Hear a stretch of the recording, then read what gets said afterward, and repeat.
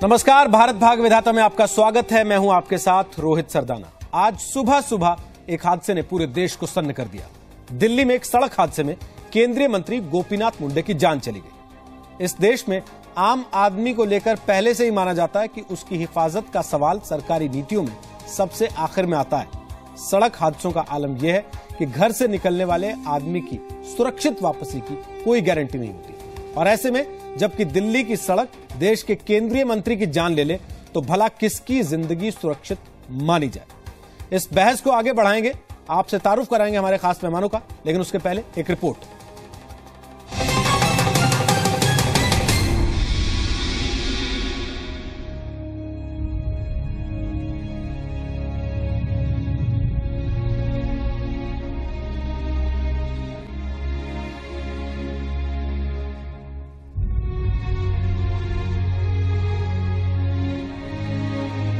ये दुख और शोक के साथ साथ राष्ट्रीय शर्म का भी विषय है। देश ने सड़क हादसे में अपना एक मंत्री खो दिया। गोपीनाथ मुंडे से पहले भी रोड एक्सीडेंट में कई बड़े नेताओं की मौत हो चुकी है। पूर्व केंद्रीय मंत्री और बीजेपी नेता साहिब सिंह वर्मा, पूर्व केंद्रीय मंत्री और कांग्रेस के दिग्गज नेता राजेश पायलट, पूर्व केंद्रीय मंत्री और टीडीपी के अध्यक्ष येरन नायडू और पूर्व राष्ट्रपति ज्ञानी जैल सिंह। इन बड़े नेताओं को देश ने सड़क हादसे में खोया है। आंकड़े ये बताने के लिए काफी हैं कि भारत में सड़क पर चलना आम आदमी के लिए कितना खतरनाक है। Global status report on road safety 2013 की रिपोर्ट के मुताबिक भारत में हर साल 2,31,000 से ज्यादा लोग सड़क हादसों में अपनी जान गंवा देते हैं। देखा जाए तो रोज 440 से ज्यादा लोग सड़क हादसों की वजह से दम तोड़ रहे हैं। यानी देश में हर 3 मिनट पर सड़क हादसे में एक आदमी की मौत हो रही है। मुंडे देश के मंत्री थे, हादसा दिल्ली में हुआ, वो भी सुबह के वक्त। जरा सोचिए, जब हम खतरनाक सड़कों से एक वीवीआईपी की रक्षा नहीं कर सके तो फिर दिन रात घर से निकलते, काम पर जाते आम आदमी के लिए कितना खतरनाक है सड़क पर चलना।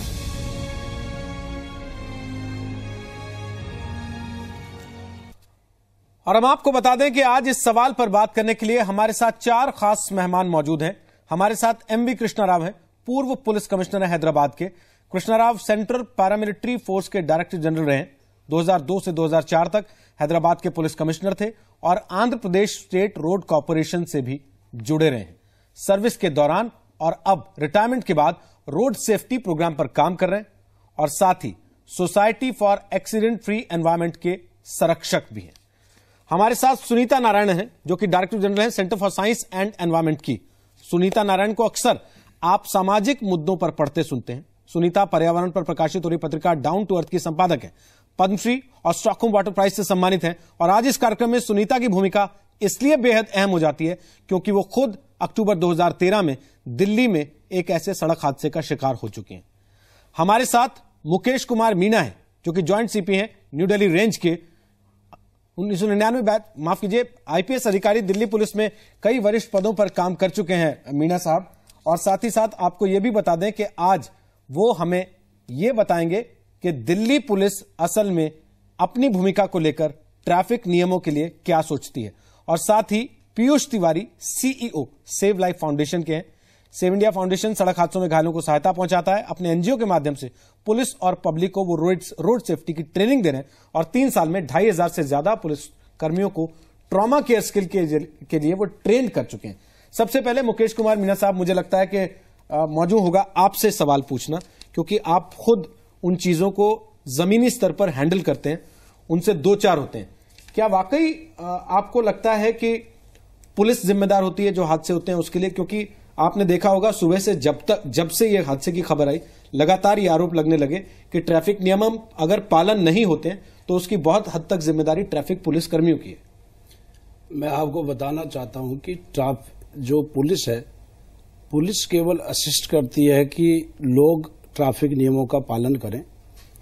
जो भी ट्रैफिक रूल्स एंड रेगुलेशंस हैं उनको पालन करना उस ड्राइवर्स के ऊपर है जो गाड़ी चला रहा है जी, या पेडेस्ट्रियन के ऊपर है कि वो किस तरह से रोड क्रॉस कर रहा है। इनफैक्ट आप देखें तो जनरली जब स्टडी करेंगे तो किसी न किसी ड्राइवर की गलती मिलेगी। तो इसमें पुलिस जिम्मेदार है, पुलिस तो जिम्मेदार नहीं है। अगर पुलिस नहीं हो, एक सिचुएशन आप इमेजिन करें कि दिल्ली में या किसी भी सिटी में आप ट्रैफिक पुलिस नहीं हो या बाकी जो और पुलिस के ऑर्गन नहीं हो, एक दिन पुलिस आप हटा के देखें और फिर देखें कि कौन जिम्मेदार है। तो मैं कहना चाहूंगा कि जो दिल्ली पुलिस है वो इतना एफर्ट्स करती है सारे के सारे कानून वगैरह पालन करने के लिए। आप देखें सारे रोड्स पे आप दिन में धूप में और कैसे भी मौसम में आपको ट्रैफिक पुलिस वाले आपको मिलेंगे, हर जंक्शंस पे मिलेंगे, हर रोड पे मिलेंगे और काफी काम करते हैं। मैं बताना चाहता हूं इसके तहत बीच बीच में स्टडीज होती रहती है। एक क्लस्टर ऑफ एक्सीडेंट जहां होते हैं उनकी भी स्टडी हुई है, काफी स्पॉट्स आइडेंटिफाई किए हैं, ट्रैफिक इंजीनियरिंग प्रोजेक्ट्स उसमें चलाए जाते हैं। कई जगह जैसे कि आप देखोगे सिग्नल्स हैं, ट्रैफिक सिग्नल्स को दिल्ली ट्रैफिक पुलिस मेंटेन करती है जी। और अभी ये किया है कि कोई भी कंप्लेंट दे सकता है कि कौन सा ट्रैफिक सिग्नल खराब है। मेरा बड़ा एक सीधा सा सवाल है, क्या पुलिस का काम चालान काट के ट्रैफिक वायलेशंस को कम करना है या फिर दुर्घटनाओं को कम करना भी पुलिस की जिम्मेदारी होती है? नहीं, आप देखें कि मोस्टली ट्रैफिक पुलिस वाले रेगुलेशन करते हैं क्योंकि फर्स्ट ऑब्जेक्टिव रेगुलेशन करना है। आप देखें कि एक जंक्शन पे 5-5, 6-6 कई पुलिस वाले तैनात रहते हैं जो रोकते हैं। लेकिन हमको जो चाहिए, जो स्पेशली जो अगर हम देखें रोड्स पर, फॉरेन कंट्री में भी हमने ट्रेवल किए और यहां भी ट्रेवल किए, थोड़ा डिफरेंस है, लोगों के परसेप्शन में डिफरेंस है। क्योंकि लोग आप देखें अगर लेन, साइड लेन या कोई भी लेन है, थोड़ी सी भी जगह, वो ड्राइवर चाहेगा कि अपने आगे बढ़े हो, ऐसा नहीं होता। आप देखें कि जो ट्रैफिक की जो लिमिट है जी, लिमिट को कई क्रॉस करते हैं, ओवर स्पीडिंग करते हैं, रेड लाइट जंपिंग करते हैं और कई तरह के जो ऑफेंस हैं, जो मेजर ऑफेंसेज हैं, कई ड्रिंक करके ड्राइविंग करते हैं। और पुलिस जो है, ट्रैफिक पुलिस ड्राइव चलाती है, कई आप देखें स्टडीज करती है, ट्रैफिक नाइट में भी ड्रंकन ड्राइविंग के खिलाफ ड्राइव चलाती रहती है। बिल्कुल। और ट्रैफिक पुलिस और Delhi police, in fact not only traffic, PCR के स्टाफ है, लोकल स्टाफ है, सारे के सारे स्टाफ उसमें इन्वॉल्व हैं, इनके खिलाफ कार्रवाई करते हैं, इनको एजुकेट भी करते हैं। इनफैक्ट आप देखे जाए तो कई प्रोग्राम्स होते हैं जो इनको एजुकेशन किए। लेकिन मैं ये चाहूंगा कि जो भी सिटीजन्स हैं, जो गाड़ी चलाए, ये सोचे खुद की लाइफ इंपॉर्टेंट है, दूसरे की लाइफ भी इंपॉर्टेंट है, क्योंकि अगर गलती एक की होगी दूसरे को भी नुकसान उससे होता है। लेकिन एक बड़ी बात है पीयूष, ऐसा लगता है कि हर मोड़ पे मौत ही खड़ी है और ऐसा लगता है कि जब इस देश में एक कैबिनेट मंत्री अपनी कार में सुरक्षित नहीं है, उसकी ऐसे सड़क हादसे में मौत हो जाती है, तो आम आदमी तो किस कॉन्फिडेंस से घर से निकलेगा? आपका सही कहना है रवि। पिछले दशक में हिंदुस्तान में करीब 11 लाख लोग सड़क दुर्घटना का शिकार हो चुके हैं। करीब 55 लाख लोग या तो गंभीर रूप से घायल हो चुके हैं या स्थायी रूप से अपंग हो चुके हैं सड़क दुर्घटनाओं के कारण। मेरा यह मानना है कि पुलिस एनफोर्समेंट जो है वो सड़क सुरक्षा का एक भाग है जी, लेकिन हम सारी जिम्मेदारी पुलिस के ऊपर नहीं डाल सकते हैं। ओके। और ये इसलिए है कि अगर आप देखें कि सड़क सुरक्षा, ये सड़क दुर्घटनाओं के कारण क्या हैं, उसके 4 बड़े कारण हैं। सबसे पहला बड़ा कारण है कि जिसको हम बोलते हैं जो व्यवहार होता है सड़क चालकों का। अब वो व्यवहार जो है वो खराब है, लेकिन वो खराब क्यों है ये हमें देखने की जरूरत है जी। जो 2 चीजें हैं जो उस व्यवहार को नियंत्रित कर सकती हैं, आपका जो लाइसेंसिंग सिस्टम है और जो ड्राइवर्स ट्रेनिंग सिस्टम है जी, वो या तो फ्रैक्चर्ड है या पूरी तरीके से मिसिंग है जी। आपके घर पे लाइसेंस कई राज्यों में पिज्जा की तरह होम डिलीवर हो सकता है और जो ट्रेनिंग जो है वो मैंडेटरी नहीं है लाइसेंस मिलने से पहले जी। तो जो 2 चीजें हैं जो कि नियंत्रित कर सकती हैं क्वालिटी ऑफ ड्राइवर्स को, वो पूरी तरीके से विफल है। उसके बाद आता है एनफोर्समेंट। एनफोर्समेंट में हमने वो हमने कर लिया है कि 20 ये मिलियन या 2 करोड़ लोगों की जो जनता है उसको हम एनफोर्स करने के लिए 20,000 ट्रैफिक पुलिस वाले हम रोड पे लगा देंगे। हमने उनको टेक्नोलॉजी दी नहीं गई है। 2010 से एक प्रपोजल पड़ा हुआ है दिल्ली के पास कि हर जंक्शन पे कैमरास लगाए जाएं जिससे कि उनको हम जो वायलेशन हो रहे हैं उनको हम पकड़ सकें। बिल्कुल। तीसरा जो कारण है वो ये है कि हमारे जो सड़क का जो डिजाइन है और जो हमारी गाड़ियों का डिजाइन है वो इस तरीके से है कि वो उनकी वजह से ही एक्सीडेंट हो जाते हैं। अगर आप देखेंगे हमारे शहरों में जो बाईं लेन है वो बाईं लेन में बस भी चलती है और उसमें साइकिल वाला भी चलता है जी। तो हमने सिचुएशन बना दी है कि जहां पर जिसको हम बोलते हैं रोड यूजर कॉन्फ्लिक्ट होगा। और फाइनल जो बात है, जब दुर्घटना हो जाती है, दुर्घटना होने के बाद ये जो प्राथमिक उपचार है जी, उसको मिलने में इतनी देर लगती है कि कई व्यक्ति जो है वो अपना दम तोड़ देते हैं। लेकिन एक बड़ी बात है ना सुनीता नारायण, देखिए हमने आपको आज खासतौर पर इसलिए बुलाया कि आप खुद एक ऐसे हादसे से जूझ चुकी हैं कुछ समय पहले। मेरा बड़ा सीधा सवाल है, इसके बाद निश्चित तौर पर आप कई बार ऐसी चर्चाओं में शामिल हुई हैं, आज तक किसी सरकार ने रोड एक्सीडेंट्स को लेकर सीरियसली क्या आपने देखा कि कोई पॉलिसी बनाई हो, क्या उसको लेकर चिंता की हो, उसको लेकर कम से कम ये जताया ही हो कि हम चिंता कर रहे हैं? देखिए रोहित जी, मेरा जो हादसा हुआ था वो उसी सड़क पे हुआ था, औरबिंदो मार्ग पे भी हुआ था। मैं साइकिल चला रही थी, गाड़ी ने मुझे टक्कर मारी, मुझे भी ट्रॉमा सेंटर लेके गए थे, कुछ लोग ने मुझे बचाया। मगर दो चीज़ें जो मेरे हादसे से निकल के आई थी, एक तो सवाल यही है कि जो हम सड़कें बना रहे हैं आज, जो हम शहरीकरण कर रहे हैं, उसके अंदर लोग पैदल नहीं चल सकते, साइकिल नहीं चला सकते। अगर आप हादसों का आंकड़ा देखें तो सबसे ज़्यादा जो लोग मरते हैं ट्रैफिक एक्सीडेंट में वो लोग हैं जो पैदल चल रहे होते हैं, साइकिल पे होते हैं या मोटरसाइकिल पे होते हैं। और ये सोचना बहुत ज़रूरी है कि हमारी जो सड़कें, शहर हम बना रहे हैं, आज आप और मुझे सड़क चलने का हक नहीं है, सड़क को क्रॉस करने का हक नहीं है, साइकिल चला नहीं सकते हम लोग। तो ये जो इंजीनियरिंग पूरा फोकस रहा है कि खाली गाड़ियों का फोकस, ये बदलना बहुत ज़रूरी है। और ये चर्चा मुझे लगता है जब से मेरा हादसा हुआ है उससे पहले भी इस चीज़ के ऊपर बात करनी ज़रूरी है और बदलना ज़रूरी है। बदलने के लिए एक और चीज़ बहुत जरूरी जो है वो है, आज जो कानून और नियम हैं वो हैं जो अंग्रेज छोड़ के गए। बिल्कुल। आज 100 रुपये का फाइन होता है अगर आपने कुछ गलती करी। जो पूरा अमेंडमेंट है, 4 साल से अमेंडमेंट पार्लियामेंट में रखा है, सरकार आई गई, वो अमेंडमेंट पास नहीं हुआ। अमेंडमेंट जो मोटर व्हीकल एक्ट का है वो है 100 रुपये से 500 रुपये। क्या पार्लियामेंट को तय करने की जरूरत है कि कितना फाइन हो? ये चीजें शहर की जो एडमिनिस्ट्रेशन है उसको तय करनी चाहिए। भारी फाइन लगना चाहिए। गाड़ियां हम चलाना चाहते हैं, सोचते हैं हम आधुनिक हैं, हम अमीर हैं, हमें गाड़ी चाहिए, बड़ी गाड़ी चाहिए, मगर जो अमीर की जिम्मेवारी होती है, हर विकसित देश के अंदर फाइन इतना तगड़ा होता है कि अगर कोई गलती करता है तो वो कभी भूलता नहीं है। बिल्कुल। हम लोग गाड़ी चलाते हैं मगर इतने कमजोर नियम के साथ। मुझे लगता है ये चीजों की चर्चा होनी चाहिए, मगर हर हादसे के साथ चर्चा जरूर होती है।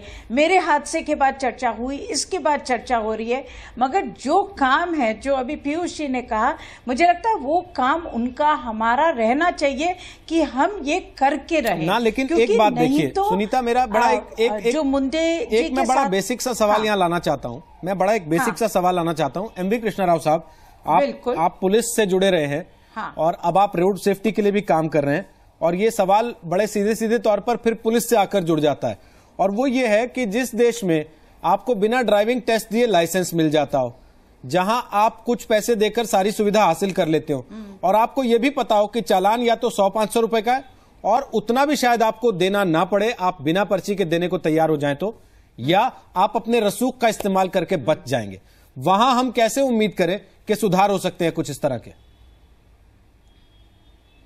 शायद कृष्णा राव तक हमारी आवाज नहीं पहुंच पा रही है, उनसे हमारा संपर्क इस वक्त कट गया है तकनीकी दिक्कत की वजह से।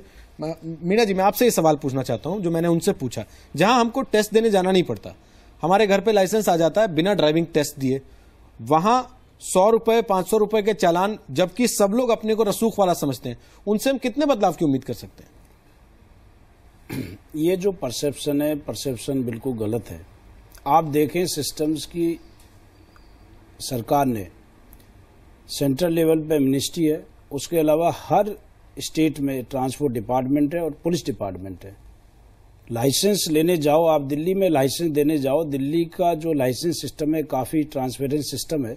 हम भी विजिट किए हैं और देखें कि काफ़ी ट्रांसपेरेंट सिस्टम है। इतना खराब सिस्टम नहीं है जितना कि ब्लेम किया जाता है। दिल्ली के बगल में देखिए मेरठ है, गाजियाबाद है, नोएडा है, गुड़गांव है, फरीदाबाद है, बहादुरगढ़ है। मैं पहले दिल्ली की बात, सब लोग आते हैं कि नहीं दिल्ली में गाड़ी लेकर? मैं पहले दिल्ली की बात कर लूं।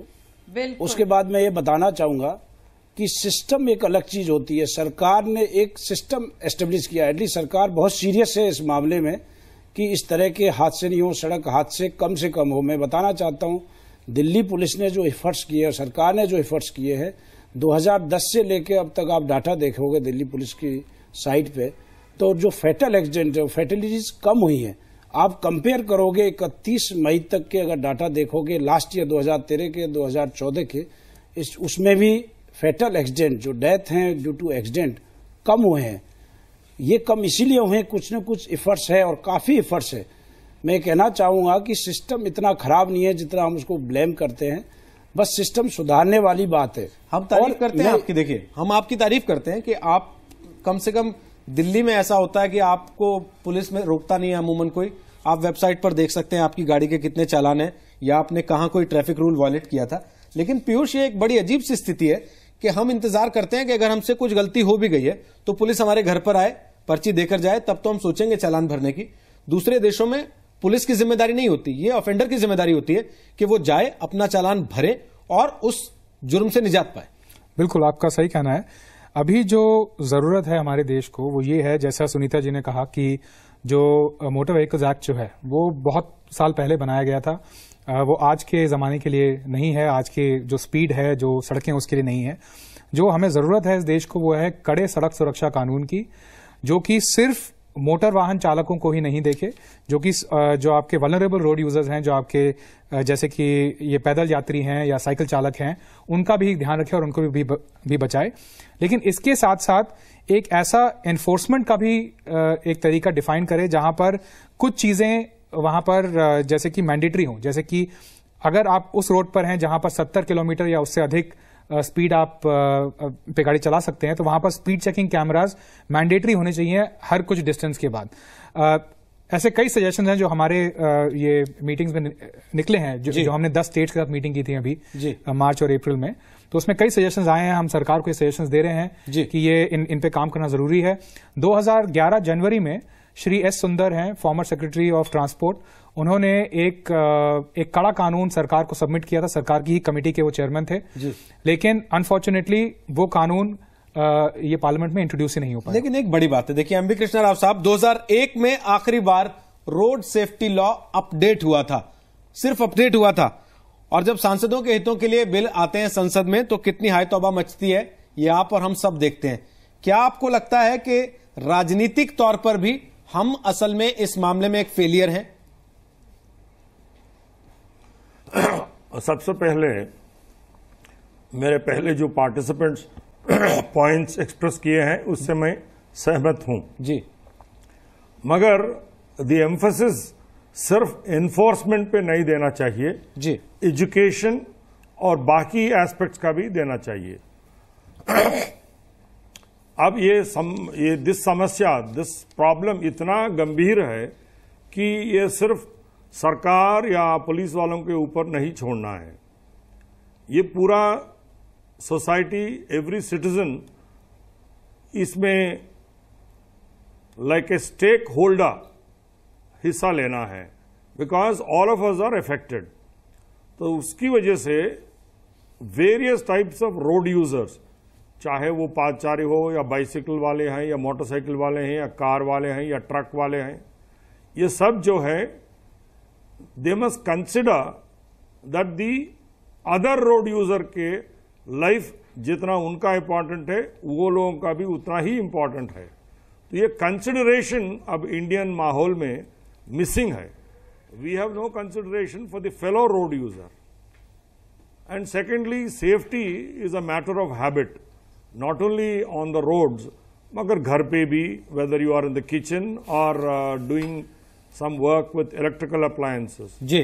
तो ये एजुकेशन से right from childhood, right from school days ये बिल्डअप करना चाहिए, then only you will see avoidance of such accident. चलिए मैं आपकी बात को थोड़ा आसान करके बता दूं एक बार लोगों को। वो कह रहे हैं कि सुरक्षा आग्रह का विषय नहीं है, सुरक्षा असल में एक आदत का विषय है। आप इसको आदत बनाएंगे तो आप अपनी भी सुरक्षा करेंगे और अपने साथ साथ सड़क पर चलने वाले और लोगों की भी सुरक्षा करेंगे।